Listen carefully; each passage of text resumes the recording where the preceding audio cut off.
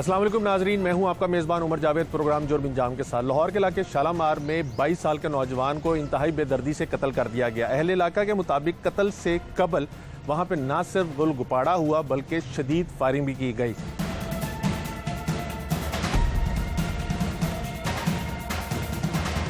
मकतूल के वालिद किसी गैंग का जिक्र करते हैं। ये कौन सा गैंग है, उनको अपने बेटे के कत्ल के बारे में क्या मालूम है, ये उनसे जानने की कोशिश करेंगे। पुलिस इस कत्ल के केस में क्या तहकीकात कर रही है और ये नौजवान जो आजकल टिकटॉक वगैरह के ऊपर अपनी फायरिंग करते वीडियोज़ या अपनी बढ़ाई दिखाने के लिए मुख्तलिफ हरकतें करते दिखाई देते हैं, इसकी क्या वजूहात है, ये माहिर नफ्सियात से जानने की कोशिश करेंगे आज के प्रोग्राम जुर्म अंजाम में।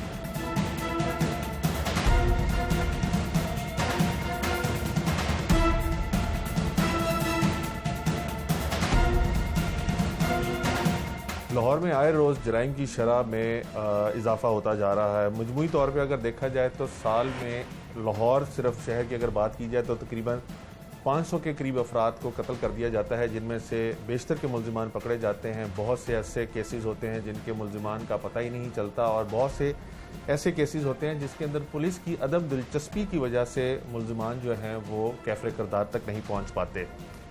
हाल ही में शालामार के इलाके में एक वाक़या पेश आया जहां पर एक नौजवान को फायरिंग करके नामालूम अफराद की जानिब से कत्ल कर दिया गया। वाक़े को काफ़ी रोज़ गुजर चुके हैं, लेकिन उसके बावजूद भी पुलिस ना तो मुल्जिमान तक पहुंच सकी है और ना ही वर्सा की दाद रसी के लिए कोई इकदाम उठाए जा रहे हैं। रात को 2-2:30 बजे के करीब ये लड़का जो था ये घर से निकला और उसके बाद उसकी लाश जो है वो वापस आई।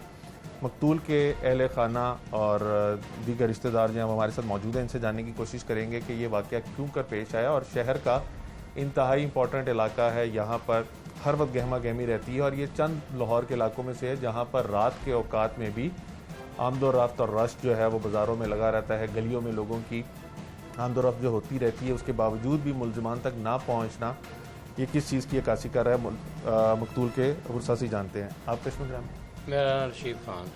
ऋषि साहब, जो आपके साथ वाक़या गुजरा है उसका दावा तो नहीं हम लोग कर सकते? बेशक। कितने बच्चे हैं आपके? मेरे 3 बेटियां 3 बेटे ने। ये बड़ा बेटा सी, क्या नाम है? अबू अवैस खान का नाम सी।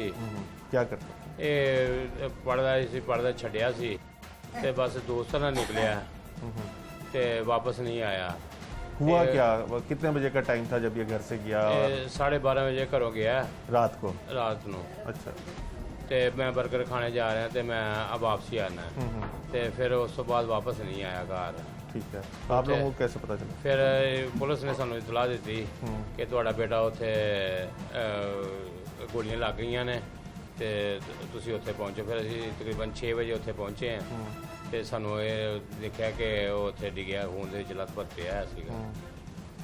बस सानू इत्थों तक पता। फिर उन्होंने पुलिस ने उत्थे देता, लेकिन हुण तक साडे नाल कोई पुलिस वाला नहीं आया साढ़े घर। एक आया बस, उन्हें करके पुछ के चला गया, दोबारा सानू नहीं दसिया कि की है थोड़े मामले में। सानू तो इंसाफ चाहिए, कोई बेगुनाह भी ना। किसकी मुद्दत दर्ज है? बाप दी, रशीद खान दी। आपने? जी मैंने कराया। किन लोगों के खिलाफ करवाया? मैं नामलूम अफराद कराया कि कोई बेगुनाह ना हो, मेरे जेडे बच्चे के कातिल ने वो ही गिरफ्तार किए जान। तो आपका बेटा करता वगैरह क्या था, क्या रूटीन क्या थी उसकी? बस घर तकरीबन ज़्यादा घर ही रहिंदा सी, कोई दोस्त का फोन आंदा सी तो फिर जांदा सी। उस अलावा असी अपने घर ही, मेरा बेटा आंदा सी। हूँ क्योंकि दसदे नहीं कि ये अपना कोई बुलाउण नहीं आंदा, हूँ सिर्फ फोन ते ही आ जाते हैं कि तू इधर आ जा, तू इधर आ जा। 12:30 बजे तो निकल गया, दोबारा नहीं हो आया। दोबारा तो उसकी मौत की इतला मैंने मिली। बस यहाँ से कितनी दूर ये वाक़या पेश आया?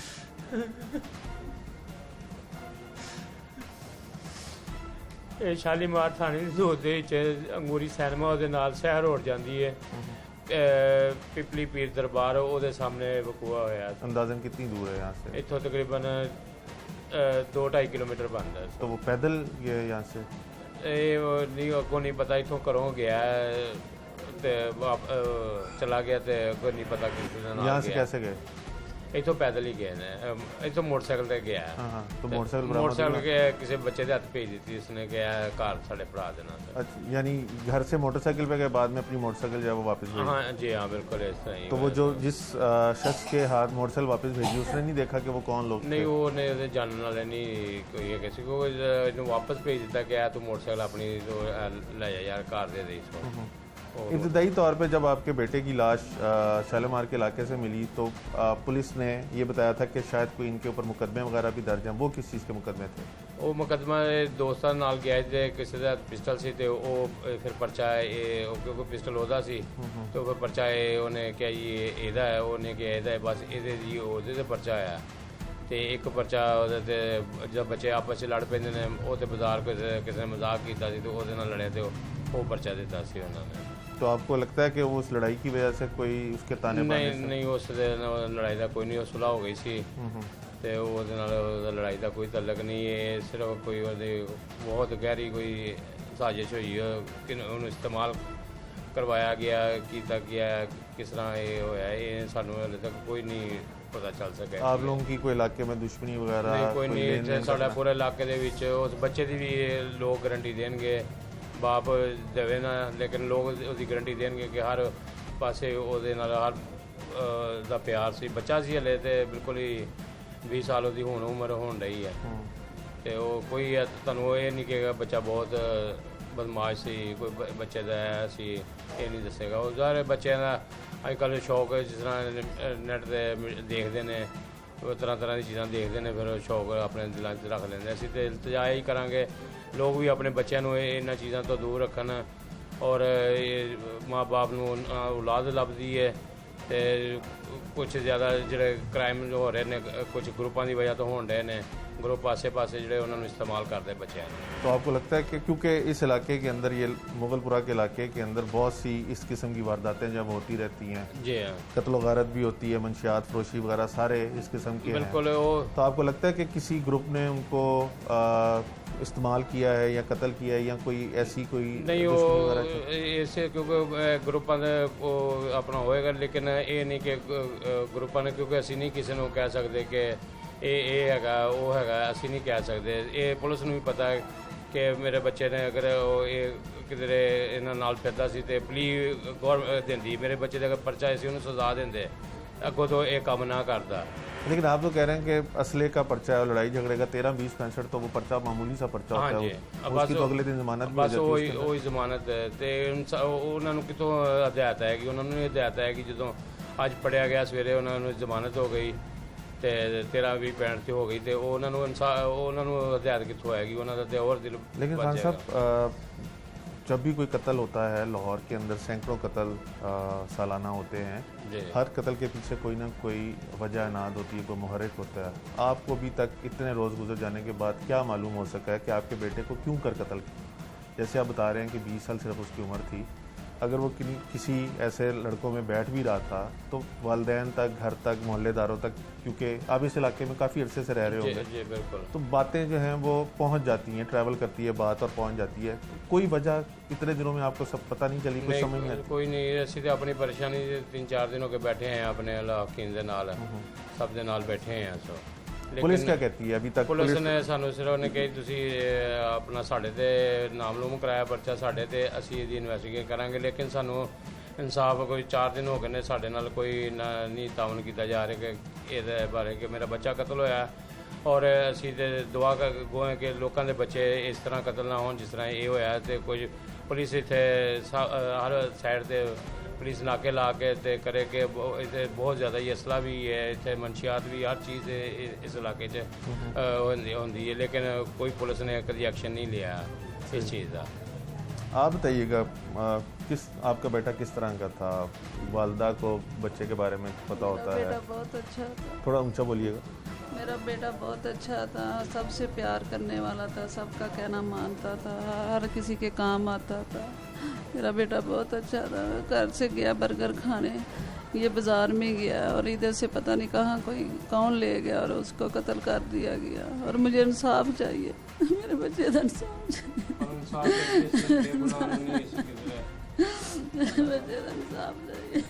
वालिद अपने काम काज में अगर मसरूफ़ भी हों तो वालदा जो है उनको बच्चों की हरकत व सकनात का बड़ा अच्छी तरह इल्म होता है, दोस्त यार कौन है।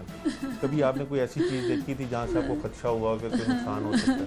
इधर उसका कोई दोस्त आया ही नहीं है, उसको फ़ोन पे ही कोई बुलाता था। अच्छा, घर कभी कोई दोस्त नहीं कोई आता? दोस्त नहीं तो दोस्ती यारी वैसे किस इलाके में थी? इसी इलाके में थी या बाहर से दोस्त? इसी इलाके में थी।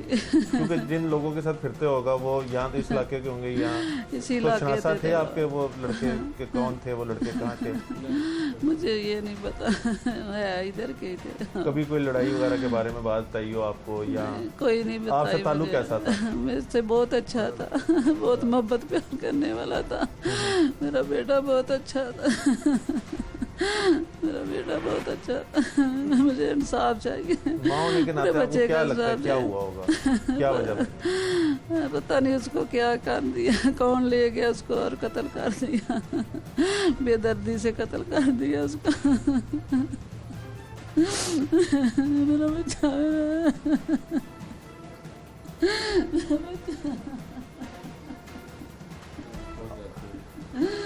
भाई आप बताइएगा आपका क्या? चचा का बेटा था। माइक पकड़। आपका क्या ताल्लुक था?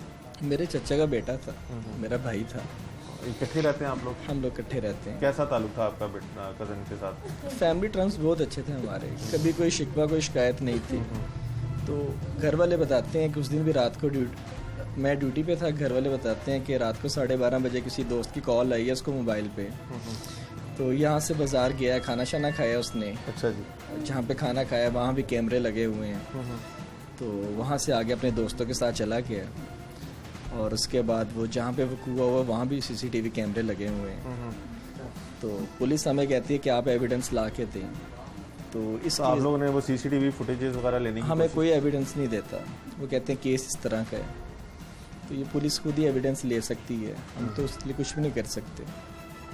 आपका कहने का मतलब है कि पुलिस आपको कह रही है आप एविडेंसेस कलेक्ट करके दें, वो खुद नहीं कर रहे? जी, हो सकता है उनके पास भी हो, लेकिन वो कहते हैं कि आप हमें कोई एविडेंस बताएं, आप बताएं कौन था। अगर हमें अभी तक पता होता तो हम उसको नामजद ही करवा देते। ये तो नहीं है कि आपके चचा जो हैं वो जिन लोगों के साथ आपका कज़न उठता बैठता था उनसे खौफजदा हैं या आप लोगों को कोई थ्रेट वगैरह कर रहे हैं? नहीं, हमें ऐसा कुछ भी नहीं है।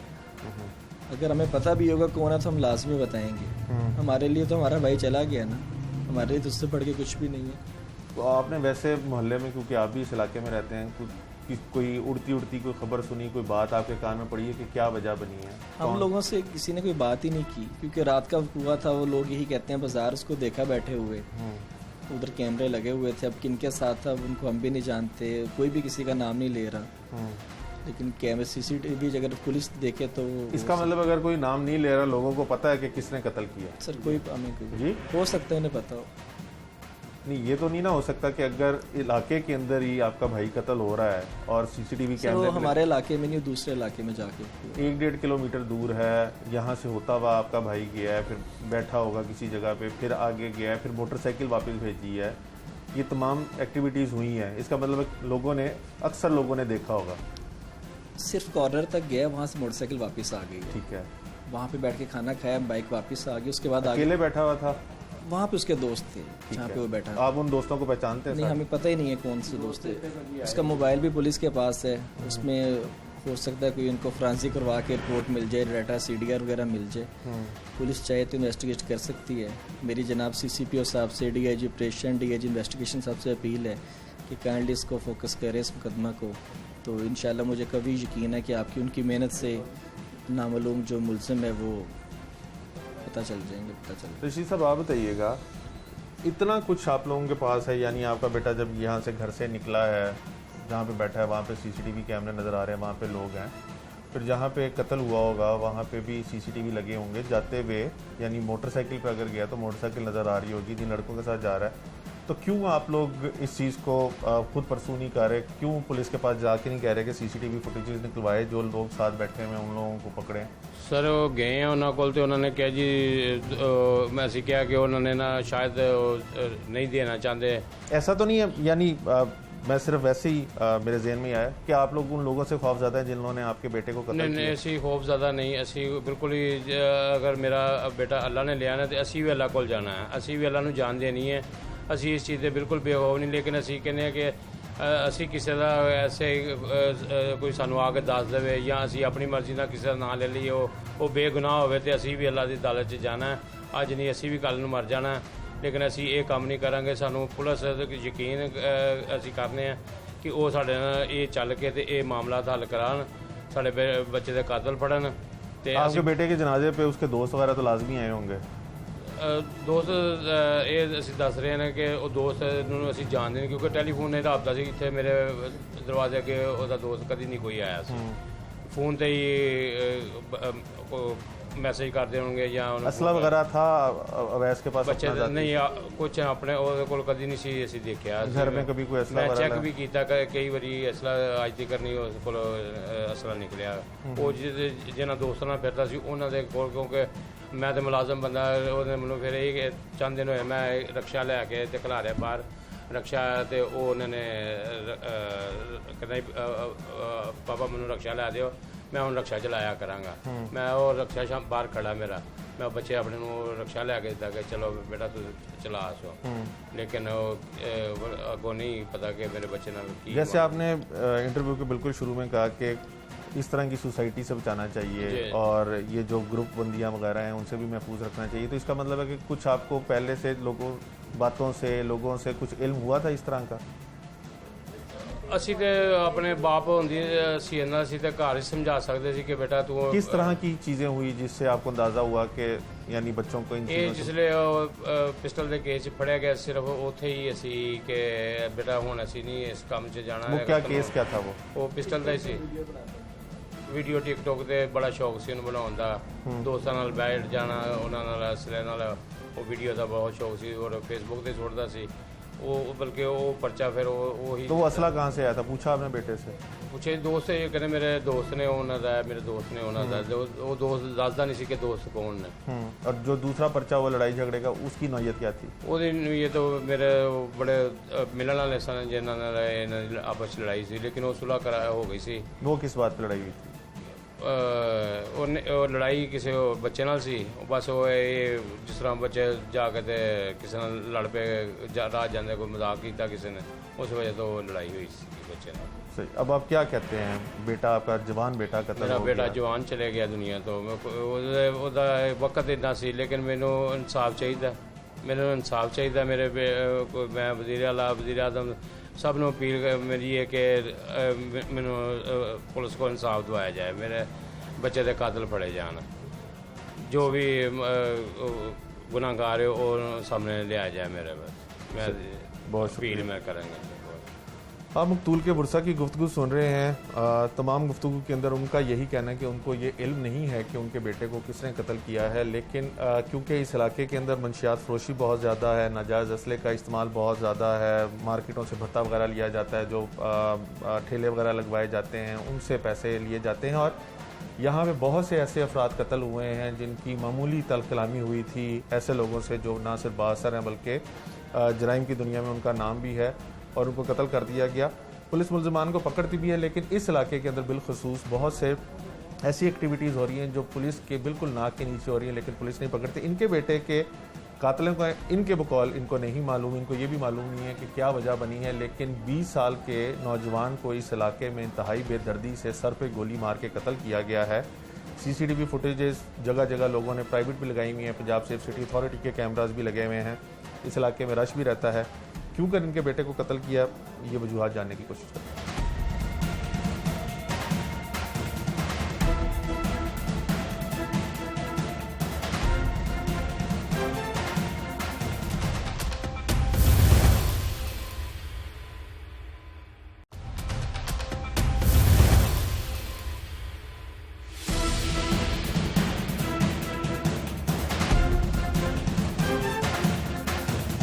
आपने मकतूल के बुरसा की गुफ्तगू सुनी।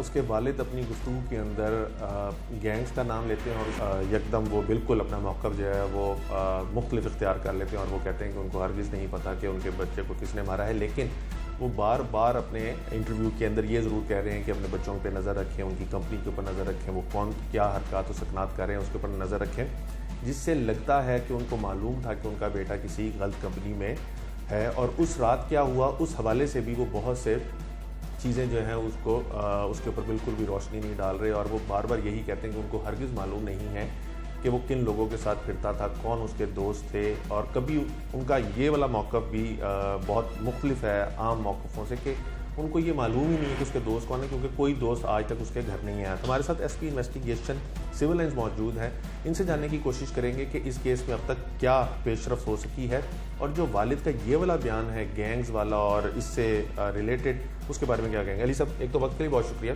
Thank you. ये फरमाइएगा कि ये वाक़या होता है, पहले लाश जो है वो नामालूम डिक्लेयर की जाती है, लेकिन बाद में उसकी शिनाख्त हो जाती है। अभी तक इस केस के अंदर क्या पेशरफ हो सकती है? बिल्कुल जी, इस पे हमने जो है, जैसे ही हमें तकरीबन रात को 1:30 के करीब हुआ पेश आया, 1:35 के करीब लोकल जो थे, जैसे ही फायरिंग शायरिंग वहाँ पर हुई तो जो लोकल थे वो बाहर आ गए और उन्होंने 15 पे कॉल कर दी। वैसे 15 पे कॉल मसूल हुई तो हमारी SHO इंचार्ज इन्वेस्टिगेशन, STPO और मैं खुद, हम तमाम अफसरान जो हैं वो मौके पे पहुँच गए। मौके पे पहुँच के हमने जो है वहाँ से जितने भी हमें एविडेंस कलेक्ट कर सकते थे वो एविडेंस कलेक्ट की, और जो लोकल एरिया में विसिनिटी में CCTV कैमराज मौजूद थे उनको हमने चेक किया। लोकल जो थे उनसे पता बरारी की गई थी इस मामले के बारे में। तो अभी तक की तफ्तीश के मुताबिक जो हमें मालूम हुआ वो ये था कि ये वहाँ पर बेसिकली ये कुछ 4 से 5 बंदों पे एक गैंग टाइप लोग थे लड़के जिनकी उम्र तकरीबन 22 से 25 साल के दरमियान थी, और ये अक्सर औकात वहाँ पर रात को नशे के लिए आते थे, किसी से शराब ख़रीदने के लिए या आइस का नशा करने के लिए। और उस दिन रात को भी अभी तक की जो हमारी मामलात हैं उनके मुताबिक ये वहाँ पर मौजूद थे और उन्होंने फायरिंग शायरिंग की, और जिस फायरिंग के दौरान जो है ये अपनी ही गोली चला के जो है, कबल वक्त है अभी बताना, बट ये अब उसी दौरान ही फायरिंग हुई और 2 गोलियाँ जो हैं इसको लग गई। उसके बाद वहाँ से मौके से हमने एविडेंस कलेक्ट की, PFC की टीम्स वगैरह आई, और अभी तक हम जो है वो इसकी तफ्तीश में लगे हुए हैं, और हमने लोग जो हैं वो आइडेंटिफाई कर लिए हैं। कोशिश जारी है कि उनको जल्द से जल्द जो है वो गिरफ़्तार किया जाए और कानून की गिरफ्त में लाया जाए। अली भाई, वालिद का ये वाला बयान बहुत इंपॉर्टेंस का हामिल है कि गैंग वगैरह है, बच्चों को इससे बाज रखना चाहिए, उनकी हरकत व सकनात पर रखना चाहिए, नज़र रखनी चाहिए। वालिद से आपकी बात हो सकी, वो किस कॉन्टेक्स्ट में ये बात कर रहे हैं, किस चीज़ को रेफ़र कर रहे हैं? देखें, बच्चों को आजकल बिल्कुल आपकी बात और जो आपकी अप्रीहेंशन है ये बिल्कुल बात ठीक है कि हमारे माशरे में ऐसे काफ़ी अनासर हैं जो कि बच्चों को स्कूल गोइंग एज में जो है उनको आइडेंटिफाई करते हैं, देखते हैं पोटेंशियल, उसके बाद उनको मंशियात का आदी बनाते हैं, और मंशियात का आदी बनाने के बाद जब घर वाले पैसे नहीं देते हैं तो वो या डकैती, चोरी, रॉबरी या कोई भत्ताखोरी या इस तरह के मामलात में, इस तरह की ऑर्गेनाइज क्राइम में शामिल हो जाते हैं। अब इनमें भी जो बंदा फौत होने वाला है, इसका अगर जो हमारा बंदा जो इसमें फौत हुआ है, मकतूल है, उसका सबका रिकॉर्ड है 13, 20, 65 का पर्चा उस पर है। सिमिलरली उसके मंशियात के जो हैं पर्चे हैं। इसमें प्राइमरी जो जिम्मेदारी है या बुनियादी जिम्मेदारी वो तो वालिदैन की है।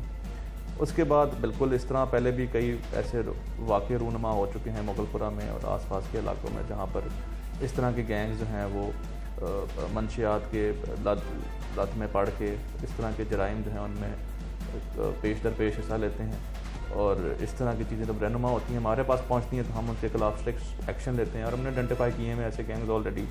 बट ये आपकी बात बिल्कुल ठीक है कि ये चीज़ें ऑन द राइज़ कि इस तरह कम उम्र बच्चे जो हैं वो मंशियात की लत में पड़ते हैं पहले, और फिर उस अपनी मंशियात की नशे को पूरा करने के लिए क्रिमिनल एक्टिविटीज़ में इन्वॉल्व होते हैं। आपके आने से पहले यहाँ पे कई दफ़ा जो है वो पुलिस ने कार्रवाई की है, क्योंकि जुआ आपके इलाके में बहुत ज़्यादा होता है, मंशियात फरोशी और ऑर्गेनाइज क्राइम यानी रेडियो वगैरह से भत्ता वगैरह जो वो बहुत ज़्यादा लिया जाता है। जिस तरह की आपकी रेपुटेशन है और जिस तरह का आपका वर्किंग स्टाइल है, क्या वजह है कि ये गैंग्स जो हैं वो यानी पुलिस की मौजूदगी में भी ऑपरेट कर रहे होते हैं? कहाँ पे पुलिस की जानिब से कमी रह जाती है जो इन लोगों को हाथ नहीं डाला जा सकता? और बड़े नामी ग्रामी ये बदमाश हैं, इनके लिस्टों में नाम होते हैं, यानी पुलिस को मालूम भी होता है, लेकिन उसके बावजूद भी ये गिरफ्त में नहीं आते। अच्छा, मैं इसमें थोड़ी सी गुजारिश ये करूँगा कि पुलिस के एक तो ऑलरेडी हम लोगों को रेडार पे होते हैं तमाम लोग, और इसके अलावा आप देख लें हर बंदे का क्रिमिनल रिकॉर्ड जो है वो मौजूद है, और अभी हमारी कोशिश यही है कि इन लोगों को, और ये बेशतर दफ़ा पकड़े भी जाते हैं, बट कुछ कैसी कमी बेशियाँ हमारी तफ्तीश में या प्रोसिक्यूशन में या कोई कोर्ट्स की तरफ से हमारे लिए कोई ऐसी कमी बेशियाँ रह जाती हैं जिनकी वजह से इनको प्रॉपर कन्विक्शन जो है वो इनकी नहीं हो सकती है। और कुछ इसमें रीज़न ये भी होते हैं, जिस तरह अब आपने इस बच्चे के पेरेंट्स से आपने भी इंटरव्यू किया, मुलाकात हुई होगी। अब वो ऐसे फैक्ट्स जो हैं या वो मुद्दई हैं इस केस में फॉर एग्ज़ाम्पल, अब वो किस हद तक जो है वो स्टैंड करेंगे या कितना हमारा साथ देंगे, वो एक जो है बहुत बड़ा हमारे लिए क्वेश्चन मार्क है। और इसी बुनियाद पे इनकी मेजॉरिटी केसेस में कोर्ट्स में इनकी जाके बरूए राजीनामा जो है, जो इनकी बेल्स वगैरह हो रहती हैं।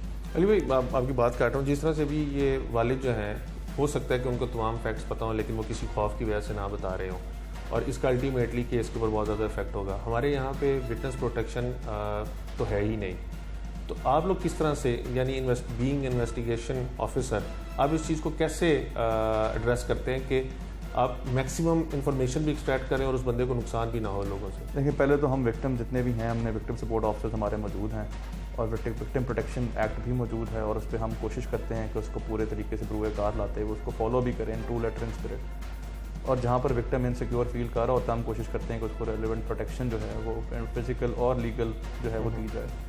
और इस केस में भी हमने विक्टिम से बार बार मुलाकात हुई है, उसको पूरा कॉन्फिडेंस दी है और उसको सिक्योरिटी भी फ्राहम कर रहे हैं। और मुझे उम्मीद है कि अगर लोग खुद अपने इसको अपनी सोशल रिस्पॉन्सिबिलिटी समझें कि अगर आपका बच्चा इस लत में पड़ के, जराइम की लत में आके उसका ये अंजाम हुआ है, तो it is an eye opener for the entire society कि अगर हम लोग जुर्म को इनिशियल स्टेज पे अगर यही बात पहले पेरेंट्स आके रिपोर्ट करते, या कोई भी पेरेंट जिसका बच्चा जो है वो समझते हैं कि इस तरह की इलीगल एक्टिविटीज़ में इन्वॉल्व, और वो पुलिस को आके बर वक्त इन्फॉर्म करे, तो इस तरह के सामने से बचा जा सकता है। बहुत शुक्रिया। एसपी इन्वेस्टिगेशन सिविल लाइंस की आप गुफ्तगू सुन रहे थे।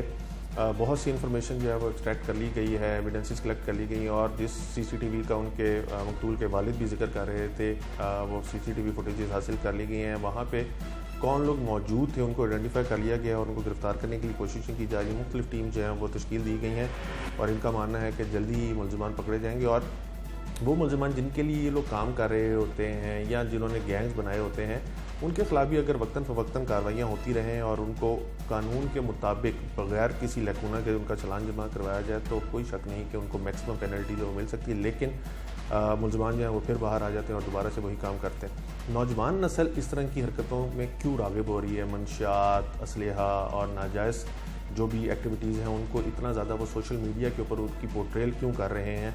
हमारे नफ्सियात से जानते हैं।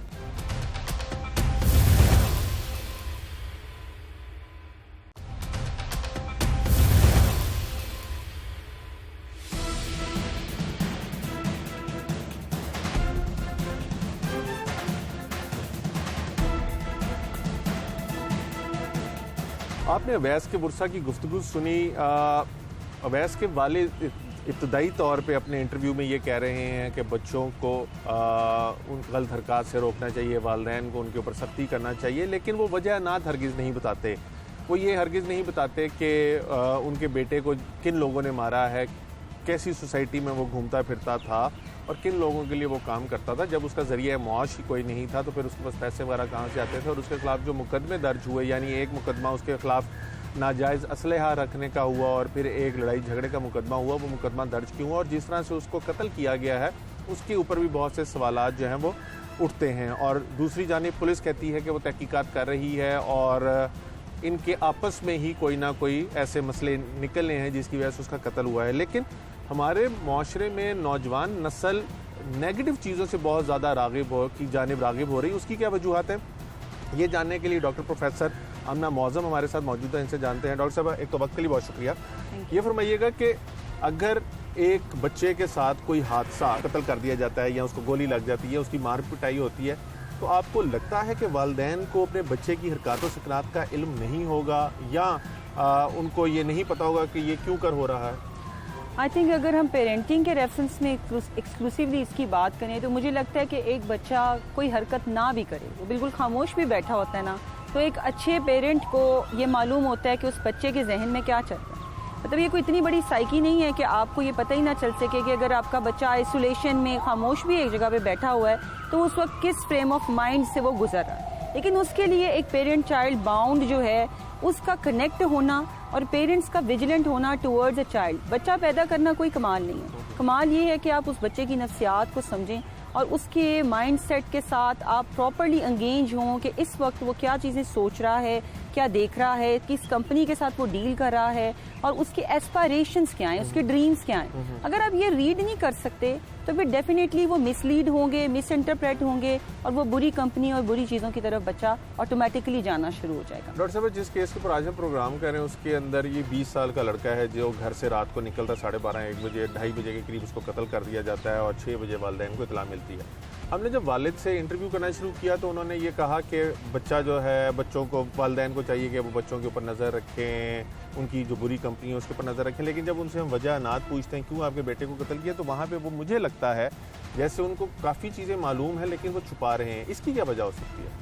आई थिंक पहली बात तो ये कि हमारे यहाँ ये जो स्पेसिफिक जेंडर रोल्स है ना, इसके अंदर मैं ज़रूर थोड़ी सी बात करना चाहूँगी कि एक तो जब लड़के थोड़े से बड़े होते हैं, उनका कद थोड़ा बड़ा होता है ना, तो पेरेंट्स समझते हैं कि अब ये एक फुल फ्लैज आदमी है, ये आज़ाद है, इसके ऊपर नज़र रखने की कोई ज़रूरत नहीं। अगर उनके वालिद साहब अब ये बात करते हैं तो ये उनकी अब एक विशफुल थिंकिंग है या उनकी एक, समझ लें कि गिल्ट रह गया दिल में कि काश मैं नज़र रखता। लेकिन ये बाकी पेरेंट्स के लिए एक मैसेज है कि उस चीज़ को प्लीज़ किसी हादसा एग्जीक्यूट होने से पहले उसको देखें।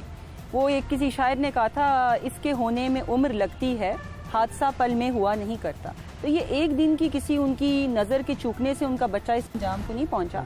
मैं ब्लेम नहीं करी पेरेंट्स को, लेकिन मैं समझती हूँ कि विजिलेंस बहुत ज़्यादा रिक्वायर है, जो हम लोग बिल्कुल भी नहीं इस वक्त दे रहे पेरेंट्स अपने मसले मसाइल का शिकार होके। अब अगर बच्चा चूँकि जा चुके दुनिया से, अनफॉर्चुनेट हैपनिंग हो चुकी है, तो मेरा ख्याल है बाज़ औक़ात पेरेंट्स समझते हैं कि हम बहुत सारी चीज़ों को खोलेंगे, बहुत सारे एविडेंसेस जो हैं वो ओपन होंगे, तो शायद वो उनके अपने लिए कोई थ्रेट ना बन जाएं, क्योंकि ऐसे माफियाज़ होते हैं, इसमें असले का मामला है, इसके अंदर बुरी कंपनी का मामला है, तो उन्हें पता होता है कि हमारे और भी फैमिली मेम्बर्स जो हैं वो स्टेक पे हो सकते हैं। तो चूँकि वो लैक ऑफ प्रोटेक्शन फील कर रहे होंगे प्रॉबेबली, तो वो इसलिए अब वो बातें नहीं आपको शायद शेयर करेंगे जो वो शायद अदरवाइज़, अगर उनके पास ये चीज़ ऑप्शन हो कि वो प्रोटेक्शन फील करें और वो आपको ये दे सकें।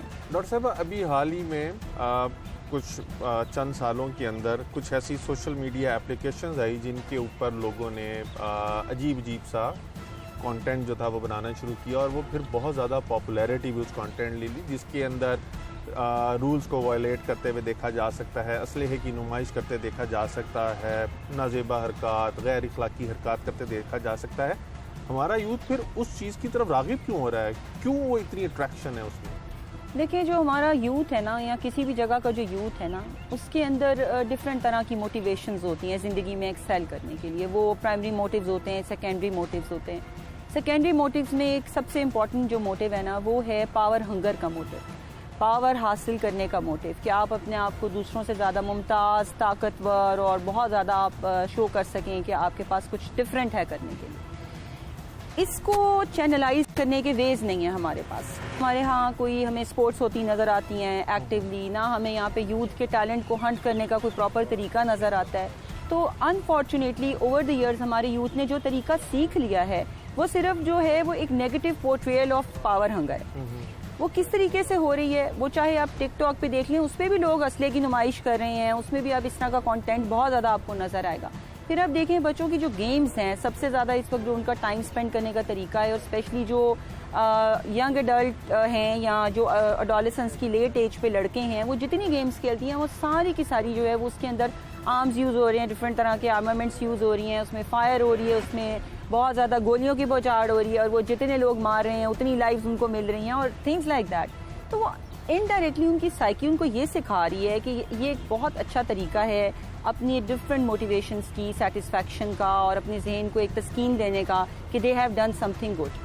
फिर जहाँ प्रैक्टिकल लाइफ में किसी को उसको इम्प्लीमेंट करने का मौका मिलता है, कहीं से कोई ऐसा सोर्स कनेक्ट हो जाता है जो किसी असले की दुनिया से ताल्लुक़ रखता है, जो किसी मार धाड़ की दुनिया से, जो ड्रग की दुनिया से, तो वहाँ पर वो उस तरफ राग़िब हो जाते हैं, क्योंकि कोई और वेज उन्होंने ना सीखे हैं, ना उन्हें सिखाए गए हैं, और ना ही वो अपनी क्रिएटिव स्किल्स को किसी पॉजिटिव मैनर के अंदर यहाँ पर यूज़ कर रहे हैं। तो ये एक बहुत अजीब सा विशेष साइकिल है जिसके अंदर जो है वो अनफॉर्चुनेटली ऐसी चीज़ों की तरफ चले जाते हैं जिसके वो मोटे मोटे फैक्टर्स को हमें पता है कि पॉवर्टी है, लैक ऑफ एजुकेशन है, अवेयरनेस की कमी है, लेकिन एक ये बहुत बड़ी वजह ये है कि उनकी क्रिएटिव जो स्किल्स हैं ना पॉलिश होती हैं ना चैनलाइज होती हैं, और फिर वो ऑटोमेटिकली इन नेगेटिव चीज़ों की तरफ जो है वो इंडल्ज होना शुरू हो जाता है। जब हमारे बच्चे, क्योंकि मैं भी बेटों वाला हूँ, तो मैं देखता हूँ कि वो जो भी हरकत कर रहे होते हैं वो किसी न किसी जगह से इंस्पिरेशन ले रहे होते हैं और फिर वो हरकत कर रहे होते हैं। जब हमारे बड़े बच्चे जो अपने टीन एज में होते हैं वो ऐसी हरकतें कर रहे होते हैं तो वालिदैन को ये नज़र आ रहा होता है, लेकिन वालिदैन जो है वो उसको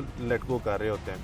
आपको क्या लगता है इस केस के अंदर, यानी वालिदैन ये तो ज़रूर कह रहे हैं कि आइंदा बच्चों के ऊपर नज़र रखी जाए, सारा कुछ हो, जब वो बच्चा कर रहा होगा तो क्यों वालिदैन ने उसको नहीं रोका होगा और अब क्यों वो पछता रहे हैं? इसके अंदर भी ना दो पॉइंट्स हैं जो काबिल जिक्र भी हैं और अहम भी हैं। पहला तो ये कि फादर्स जो होते हैं ना, बाय एंड लार्ज हमारी सोसाइटी में उनका रोल जो है वो एक ब्रेड अर्नर के तौर पर ज़्यादा समझा जाता है और तरबियत के एस्पेक्ट में बहुत कम समझा जाता है। वो ज़्यादातर वक्त बाहर काम में गुजार देते हैं और घर आने के बाद मोस्टली उनके पास जो पिक्चर पोर्ट्रे होती है वो मदर्स की तरफ से कुछ अच्छी ही होती है।